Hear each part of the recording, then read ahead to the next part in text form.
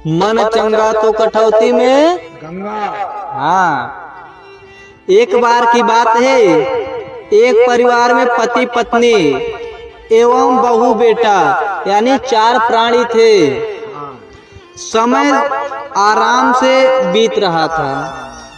चंद वर्षों बाद माने कुछ समय बाद सास ने गंगा स्नान करने का मन बनाया। वो भी अकेले पति पत्नी, बहू बेटा को भी साथ ले जाने का मन नहीं बनाया। उधर बहू मन में सोच विचार करती रही कि भगवान मैंने ऐसा कौन सा पाप किया जो मैं गंगा स्नान करने से वंचित रह रही हूँ। इधर सास ससुर गंगा स्नान हेतु काशी के लिए रवाना होने की तैयारी करने लगे तो बहू ने सास से कहा कि माँ आप अच्छी तरह गंगा स्नान एवं यात्रा करिएगा, इधर घर की चिंता मत करिएगा। मेरा तो अभी अशुभ कर्म का उदय है, वरना मैं भी आपके साथ चलती। सारी तैयारियां करके दोनों काशी के लिए रवाना हुए। मन ही मन बहू अपने कर्मों को कोस रही थी कि आज मेरा भी पुण्य कर्म होता तो मैं भी गंगा स्नान को जाती। खैर मन को ढाढ़स बांधकर घर में रही।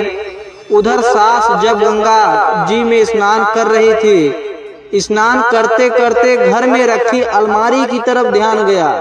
कहाँ गया? अलमारी की तरफ। अलमारी की तरफ ध्यान गया। अलमारी की तरफ ध्यान गया। मन मन में सोचने लगी कि अरे अलमारी खुली छोड़कर आ गई, कैसी बेवकूफ औरत हूँ। बंद करके नहीं आई, पीछे से बहुत सारा गहना निकाल लेगी। यही विचार करते स्नान कर रही थी कि अचानक हाथ में पहनी हुई अंगूठी हाथ से निकलकर गंगा में गिर गई। अब और चिंता बढ़ गई कि मेरी अंगूठी गिर गई।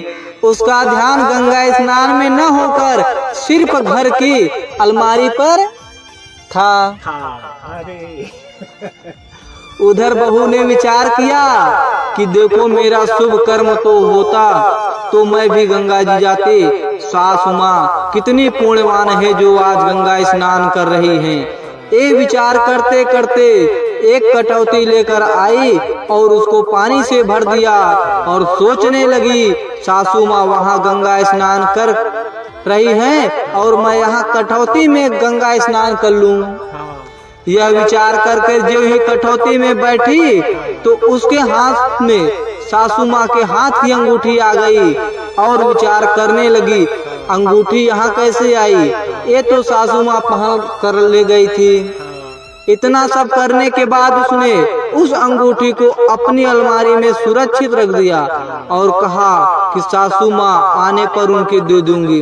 उधर सारी यात्रा हम गंगा स्नान करके सास लौटी, तब बहू ने उनकी कुशलता एवं यात्रा गंगा स्नान के बारे में पूछा तो सास ने कहा बहू सारी यात्रा एवं गंगा स्नान का तो मन ही नहीं लगा। बहू ने कहा क्यों माँ? मैंने तो आपको यह कहकर भेजा था कि आप इधर की चिंता